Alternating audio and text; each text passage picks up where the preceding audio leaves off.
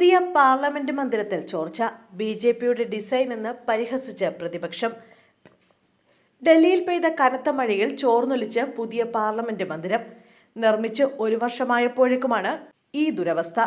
വെള്ളം ചോർന്നൊലിക്കുന്ന വീഡിയോ സമൂഹ മാധ്യമങ്ങളിൽ വൈറലായി. ഈ സാഹചര്യത്തിൽ ബിജെപിക്കെതിരെ ആക്രമണം ശക്തമാക്കിയിരിക്കുകയാണ് പ്രതിപക്ഷം. സഭ നിർത്തിവെച്ച വിഷയം ചർച്ച ചെയ്യണമെന്നാവശ്യപ്പെട്ട് കോൺഗ്രസ് എം പി മാണിക്യം ടാഗോർ അടിയന്തര പ്രമേയത്തിന് നോട്ടീസ് നൽകി. കൂടാതെ ശതകോടികൾ ചിലവാക്കി ബിജെപി നിർമ്മിച്ച മന്ദിരം ചോർന്നൊലിക്കുന്നതിൽ സമാജ്വാദി പാർട്ടി നേതാവ് അഖിലേഷ് യാദവും രംഗത്തെത്തി. പഴയ പാർലമെന്റാണ് പുതിയ പാർലമെന്റിനേക്കാൾ മികച്ചതെന്ന് അദ്ദേഹം പറഞ്ഞു.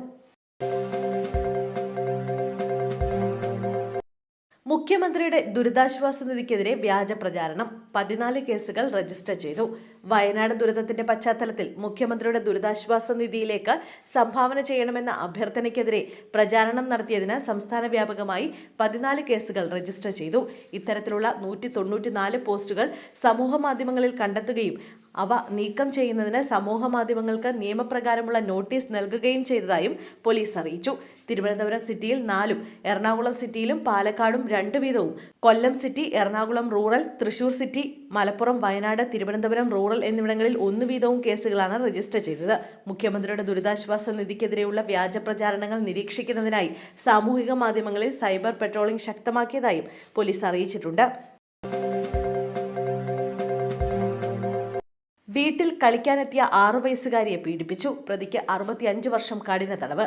6 വയസ്സുകാരിയെ ക്രൂര പീഡനത്തിന് ഇരയാക്കിയ കേസിൽ അയൽവാസിയായ യുവാവിന് 65 വർഷം കഠിന തടവും 60,000 രൂപ പിഴയും ശിക്ഷ.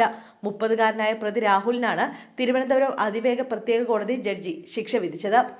പിഴത്തുക കുട്ടിക്ക് നൽകണമെന്നും അടച്ചില്ലെങ്കിൽ 8 മാസം കൂടുതൽ തടവ് അനുഭവിക്കണമെന്നും വിധിന്യായത്തിൽ പറഞ്ഞിട്ടുണ്ട്. കടുത്ത ശിക്ഷ നൽകിയാൽ മാത്രമേ സമൂഹത്തിൽ ഇത്തരം പ്രവർത്തികൾ ആവർത്തിക്കാതിരിക്കൂ എന്നും വിധിന്യായത്തിൽ ചൂണ്ടിക്കാട്ടി. 2023 ഏപ്രിൽ 7, 10, 17 തീയതികളിലാണ് കേസിനാസ്പദമായ സംഭവം നടന്നത്. പ്രതിയുടെ വീട്ടിൽ കളിക്കാനെത്തിയ കുട്ടിയെ പ്രതി പീഡിപ്പിക്കുകയായിരുന്നു. വിവരമറിഞ്ഞ വീട്ടുകാർ പേരൂർക്കട പോലീസ് സ്റ്റേഷനിൽ വിവരം അറിയിച്ചു.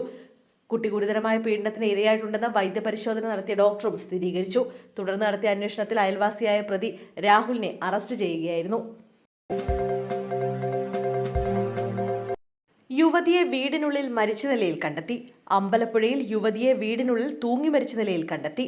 അമ്പലപ്പുഴ വടക്ക് പഞ്ചായത്ത് 9-ാം വാർഡ് കഞ്ഞിപ്പാടം അഞ്ചിൽ വീട്ടിൽ സൗമ്യയാണ് മരിച്ചത്. 40 വയസ്സായിരുന്നു. ഇന്ന് രാവിലെ 11 മണിയോടെ സൗമ്യയുടെ അയൽവാസിയും മാതൃസഹോദരിയുമായ അമ്മിണി ഇവരെ കാണുന്നില്ലെന്ന് സമീപവാസികളെ അറിയിച്ചു. തുടർന്ന് നടത്തിയ അന്വേഷണത്തിലാണ് സൗമ്യയെ വീടിനുള്ളിൽ തൂങ്ങി മരിച്ച നിലയിൽ കണ്ടെത്തിയത്. മൃതദേഹം വണ്ടാനം മെഡിക്കൽ കോളേജ് ആശുപത്രി മോർച്ചറിയിലേക്ക് മാറ്റി. സംസ്ഥാനത്തെ 7 ജില്ലകളിലെ വിദ്യാഭ്യാസ സ്ഥാപനങ്ങൾക്ക് നാളെ അവധി. കനത്ത മഴ തുടരുന്ന സാഹചര്യത്തിൽ സംസ്ഥാനത്തെ 7 ജില്ലകളിലെ വിദ്യാഭ്യാസ സ്ഥാപനങ്ങൾക്ക് നാളെ അവധി പ്രഖ്യാപിച്ചു. വയനാട്, തൃശൂർ, മലപ്പുറം, കോഴിക്കോട്, കണ്ണൂർ, കാസർഗോഡ്, പാലക്കാട് ജില്ലകളിലെ എല്ലാ വിദ്യാഭ്യാസ സ്ഥാപനങ്ങൾക്കുമാണ് ജില്ലാ കളക്ടർമാർ അവധി പ്രഖ്യാപിച്ചത്. മഴ തുടരുന്ന സാഹചര്യത്തിലാണ് അവധി. ഇതിനൊപ്പം ഇടുക്കിയിലെയും എറണാകുളം ജില്ലയിലെയും ദുരിതാശ്വാസ ക്യാമ്പുകളായി പ്രവർത്തിക്കുന്ന വിദ്യാഭ്യാസ സ്ഥാപനങ്ങൾക്കും നാളെ അവധിയായിരിക്കും. മുൻകൂട്ടി നിശ്ചയിച്ചിട്ടുള്ള പരീക്ഷകൾക്കും അഭിമുഖങ്ങൾക്കും മാറ്റമുണ്ടായിരിക്കില്ല.